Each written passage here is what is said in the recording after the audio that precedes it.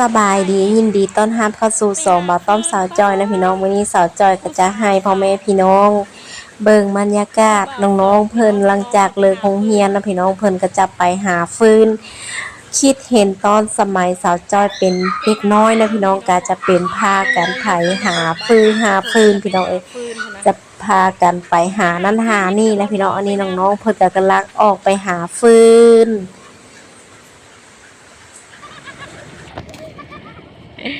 ชีวิตอีสานบ้านเฮาพี่น้องบรรยากาศ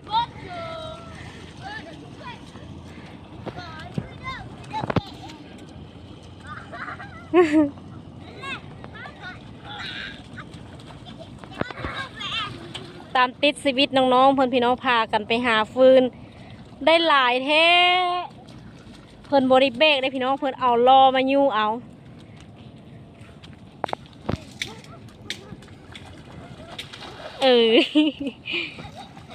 อยู่มาละเอา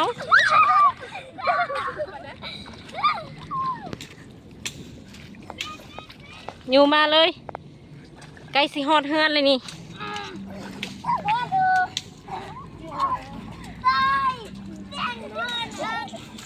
ใกล้สิฮอดเฮือนแล้วอดเอาอยู่มาย่อตีนมาฮะละว่าย่อขึ้น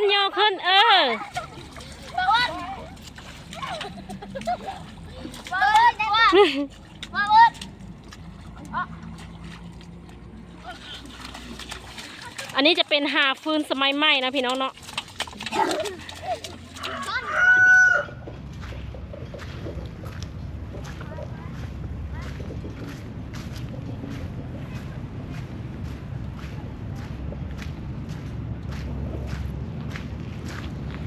ธรรมชาติบ้านเฮาอีกแล้วพี่น้องสาวจอยก็จะบ่ได้ไปทางใดนะพี่น้องก็จะอยู่บ้านเพราะว่าไปทางใดก็ยาก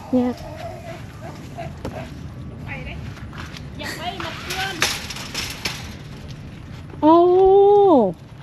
ใส่ของน้องเด้อยู่พุ่นโอ้น้องคอนไปหาพื้นป้าพี่น้องพุ่นอะมีกระดาษผ้าอีกพี่น้องป้าฟันนักสู้เลยพี่น้องสบายดีน้องคอนสบายดีโอ้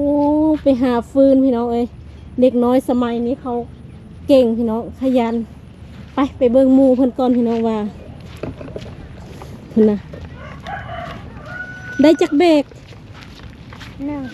ได้หนึ่งคือบุเฮ็ด2-3เบกพุทธนะ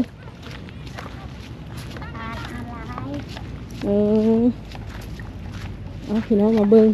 ตามติดชีวิตน้องๆนะพี่น้องเนาะหลังจากที่มื้อนี้ก็จะเป็นวันเสาร์นะพี่น้องน้องเพิ่นบ่ได้ลงเรียนนะพี่น้องก็จะพากันมาหาฟืนพี่น้อง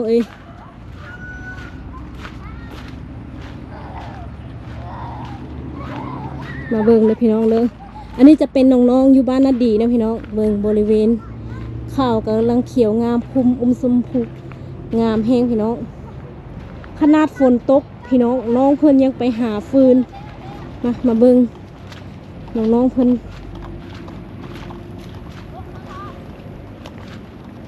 อันนี้ก็จะเป็นเบรกฟืนของเพิ่นพี่น้อง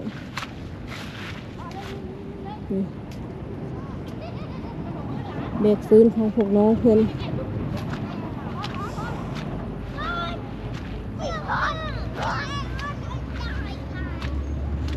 อันนี้ก็จะเป็นชีวิตหลังที่โบได้ออกโบได้ลงเฮียนนะพี่น้องกะยามแรงๆน้องเพิ่นก็จะพากันไปหาฟืนเด็กน้อยอยู่บ้านน่ะดีนะพี่น้องเพิ่นก็ใช้ชีวิตแบบชนบทนะพี่น้องเนาะก็ใช้ชีวิตแบบเรียบง่ายพี่น้องคนนะเพิ่นใส่รออยู่ก็เหนื่อย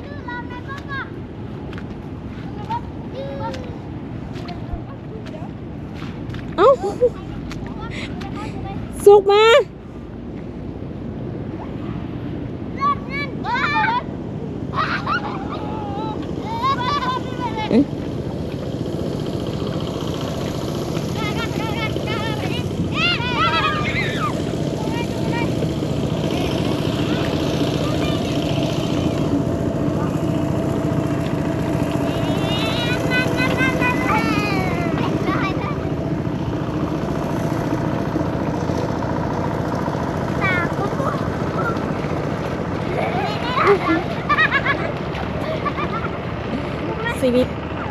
านบ้านเฮาพี่น้องบรรยากาศ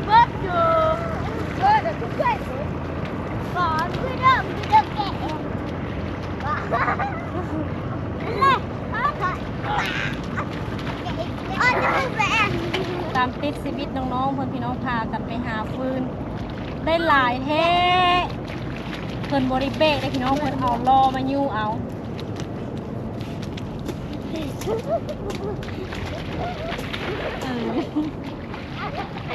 อยู่มาละมีไปเลยบด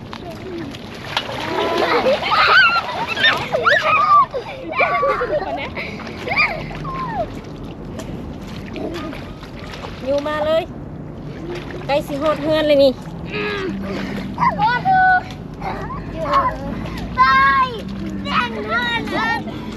ใกล้สิฮอดเฮือนแล้วอดเอา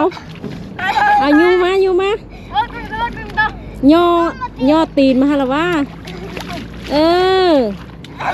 ย่อขึ้น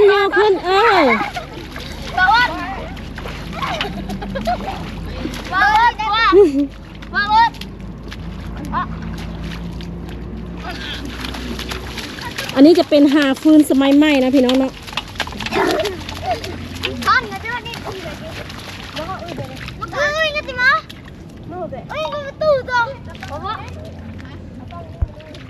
หาฟืนแบบสมัยใหม่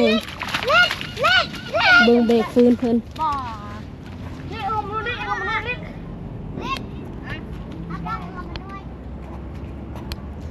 เบรกแล้วไม่เข้าเหมือนเลย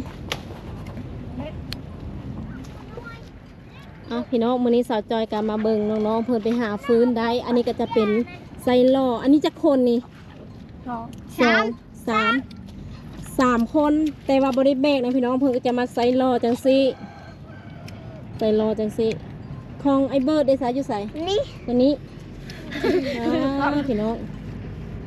สบายดีก่อนสบายดีโอ้เจ้าคือแต่งตัวรอแท้ขนาดไปหาฟืนยังใส่สุดบังหล่อพี่น้องขนาดฝนตกเลยนี่น้องๆเพิ่นจะไปหาฟืนพี่น้องลักๆเนาะพี่น้องเพิ่นจะบ่ได้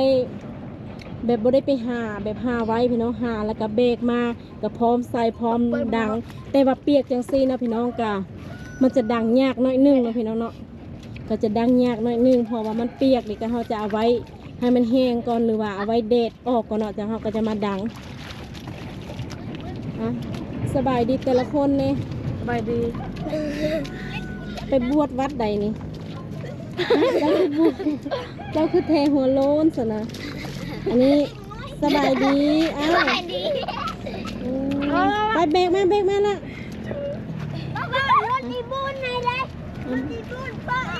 อันนี้ก็จะเป็นเบรกเอาพี่น้องเพราะว่ารอมันก็เต็มแล้วเนาะนี่น้องลิศกับเบรกเอาผู้ใดโทรมาเนาะสามีโทรมาฮัลโหลโดยนั่งออกจากคอมเมนต์เขาเห็นบอพี่ข่าวเขาเห็นเขายิงกันหรอจ้ามาถ่ายคลิปน้องๆเพิ่นหลานอยู่กับใครหลานอยู่กับแม่ห้องบ่หลานห้องบ่กระดื้อทั้งนั้นแหละดื้ออย่างเดียวปากเลยแมนโอ้ก็เก่งอ่ะนี่น้องๆเพิ่นไปหาฟืน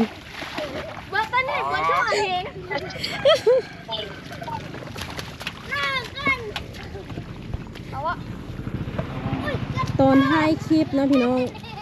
สามีก็โทรมาอีกแล้วพี่น้องเอ้ยดีใจเฮงมาออกจากคอมเมนต์เนาะเป็นบอเขายิงกันหรอดูสีสะเกดน้องไม่ได้เบิ่งข้าวดอกเพราะว่าข้าเอาหลานอยู่ตอนนี้กันตอนนี้นี่ไอ้กำลังล้างตัวนี่บอกให้ดีนะ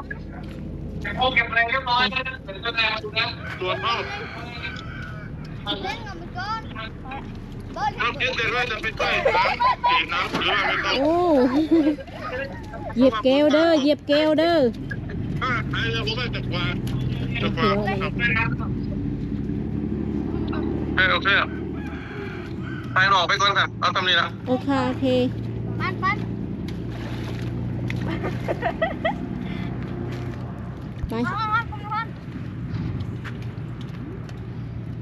ถ้าใส่แบบสั้นขนาดต้องแนะนำว่าให้เบรกเอาจึงสบายอันนี้เ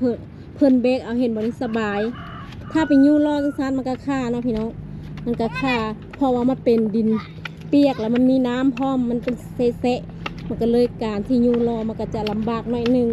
แต่ว่าถ้าไปหาฟืนเนาะก็ต้องเบรกเอาคือน้องลิศนี้สบายแล้วน้องลิศเนาะสบายเบรกเป็นเบรกใหญ่ๆเลยพี่น้องคนนะของเพิ่นเบรกใหญ่ๆแล้วก็จะใส่จัดเอาไว้ดังได้หลายมือได้นี่พี่น้องจะเกือบจะอาทิตย์พุ่นละเพราะว่าเวลาเขาดังเขาก็ดังสำหรับนึ่งข้าวแล้วก็เฮ็ดกินซื่อๆเนาะพี่น้องมันก็จะบ่ค่อยได้เปลืองปานใดสบายแล้วขั้นฮอดดินตัวนี้มันก็สบายแล้วพี่น้องนี่ยูเลย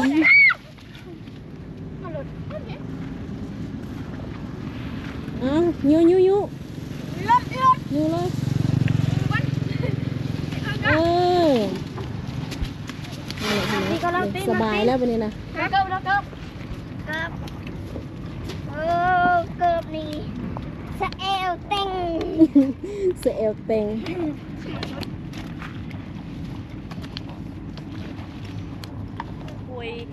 อันนี้จะเป็นกล้วยหอมทองเนาะพี่น้องกล้วยหอมทองอยู่บ้านนาดีเมืองมหาไซผู้ใดสนใจก็สามารถสั่งได้เด้อ อันนี้จะเป็นกล้วยหอมทองนะพี่น้องจะใหญ่ยาวแล้วก็เนื้อหอมละมุนพี่น้องหอมให้หอมว่าอันนี้ก็จะเป็นพรีเซนเตอร์ของเฮาน้องลิซ่ามาขายกล้วยแล้วพี่น้องอันนี้มาเบิ่งไกลๆเลยพี่น้องโดยอันนี้กล้วยหอมทองแมนกล้วยหอมทองทั้งใหญ่ยาวพี่น้องแล้วก็เนื้อแน่นๆอันนี้พี่น้องสามารถสั่งได้V140,000เนาะพี่น้องก็จะถ้าเป็นกล้วยธรรมดาเนาะพี่น้องกับV120,000แล้วหรือว่า15เนาะอันนี้จะเป็นกล้วยหอมทองพี่น้องงามเนื้อแน่นๆกินแล้วหอมสี่พรีเซนเตอร์เฮากันยิ้มหวานอีกสบายดีอีกครั้งมิ้นจะเป็นสบายดีปีชาเลยมิ้น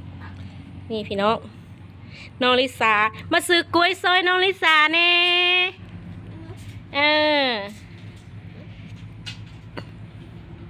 พี่น้องตอนนี้ก็มากินข้าวกับสาวจ้อยนะพี่น้องตื่นตอนเช้ามากก็จะเบิ่งอาหารของสาวจ้อย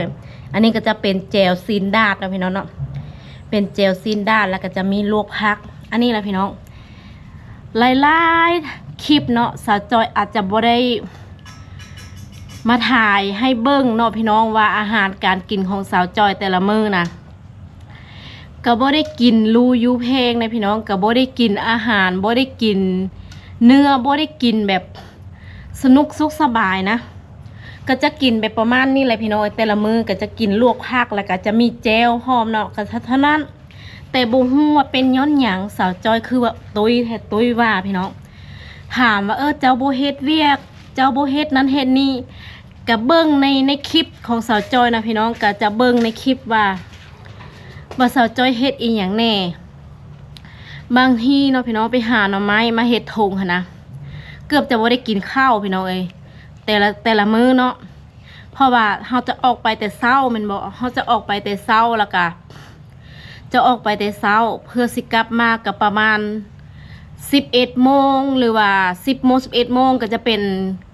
กินข้าวเช้าก็แต่เจ้าบ่เฮ็ดเวียกนักเจ้าบ่เฮ็ดเวียกแล้วจะเฮ็ดให้เจ้าตุยง่ายอันนี้ก็บ่ฮู้คือกันว่าเฮ็ดเวียกอันเฮ็ดจังไดจังสิให้มันจ่อยเฮ็ดจังไดมันสินักไปหาหน่อไม้ไปแบกฟืนไปเสียหญ้าให้ก็เบิ่งในคลิปเนาะพี่น้องว่าสาวจอยเฮ็ดอีหยังแน่เบิ่งอาหารการกิน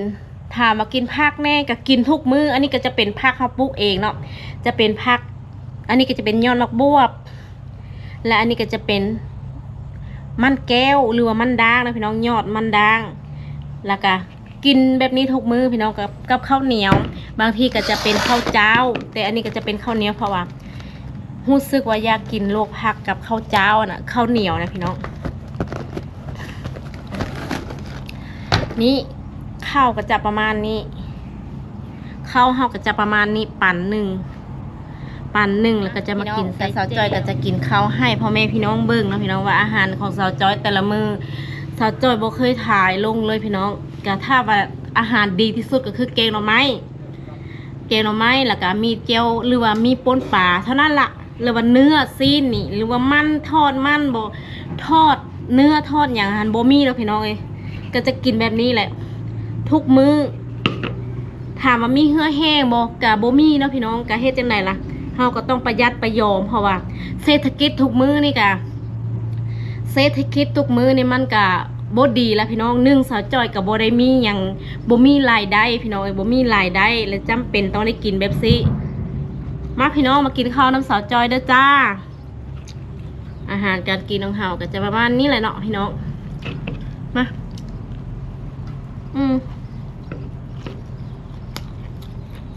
แซ่บพี่น้องบ่ได้กินให้อิ่มพี่น้องบ่ได้กินให้อิ่มบ่ได้กินให้อันนั้นกินให้อยู่รอดกินให้เฮาอยู่รอดซื่อ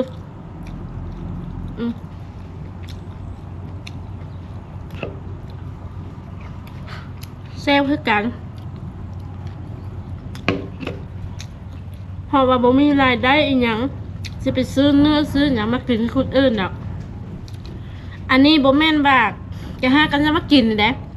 ทุกมื้อพี่น้องแต่ว่าบ่ได้ทายให้พ่อแม่พี่น้องเบิ่งซื่อๆทุกมื้อกินแบบนี้นะคันว่าเปลี่ยนอาหารก็คือว่าแกงหน่อไม้เท่านั้นล่ะคือว่าแกงหน่อไม้เท่านั้นแหละพี่น้องแกงหน่อไม้ใส่ปลาหรือว่าแกงหน่อไม้ใส่กบหรือว่าป่นกบป่นปลานั่นแหละจ้ะ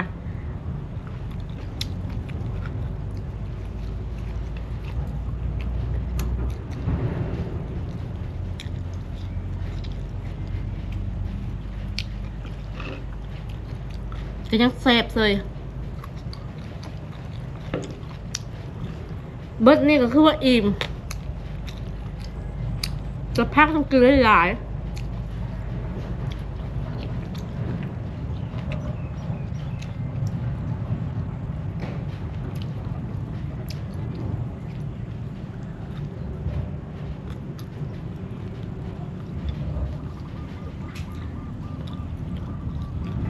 ขาดไม่ได้ก็คือเจลขาดไม่ได้คือเจลอันนี้จะซื้ออยู่พังไทยนะพี่น้องเนาะ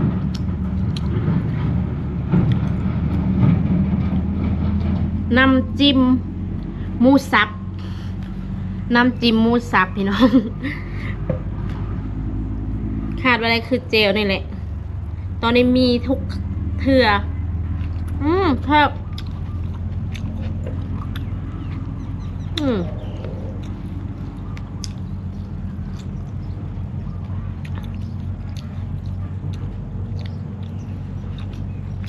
พี่น้องแซ่บแห้งคือว่าอิ่มแล้วพี่น้องทำอะไรกันแล้วอิ่มนะอีพี่นี้เนาะสาวจอยกับสีได้ลำลาผ่าจากพ่อแม่พี่น้องอีกแล้วพี่น้องกับมื้อนี้กับบ่มีหยังหลายให้มาเบิ่งอาหารการกินของสาวจอยการที่รอคอยสามีนะพี่น้องถามว่าสามีส่งเงินให้บอกก็ส่งทุกเดือนพี่น้องกับบ่หลายดอกก็แค่พอได้ใช้พอได้จ่ายแต่อันใดที่บ่จำเป็นเฮาก็บ่ได้ซื้อพี่น้องแต่ซื้อเฉพาะอันที่จำเป็นก็ต้องกราบขอบพระคุณทุกกำลังใจนะพี่น้องก็ต้องกราบขอบพระคุณอ้ายเพิ่นหลายๆที่ยังอยู่เคียงข้างสาวจอยมาตลอดก็กราบขอบพระคุณผู้ใหญ่ใจดีทุกท่านทุกกำลังใจทุกคอมเมนต์สาวจอยก็ไปอ่านทุกคอมเมนต์แล้วพี่น้องก็ต้องกราบขอบพระคุณพระอาจารย์ก้องเกียรตินะพี่น้องที่เพิ่นซื้อกองโกโปให้สาวจอยเอาไว้ทำมาหากินเอาไว้ทายธรรมชาติบ้านเมืองนะคะไว้ถ่ายวิวภูเขาสวยๆงามๆให้พ่อแม่พี่น้องได้รับส้มนะพี่น้องก็ต้องกราบขอบพระคุณผู้ใหญ่ใจดีทุกท่านที่อุปถัมภ์ค้ำสู้สาวจอยกับอีพีนี้สาวจอยกับสิได้คลำลาพาจากก็ได้จบคลิปเพียงสำนี้ก็แล้วพี่น้องเนาะขอกล่าวคำว่าสบายดีสวัสดีจ้าบ๊ายบาย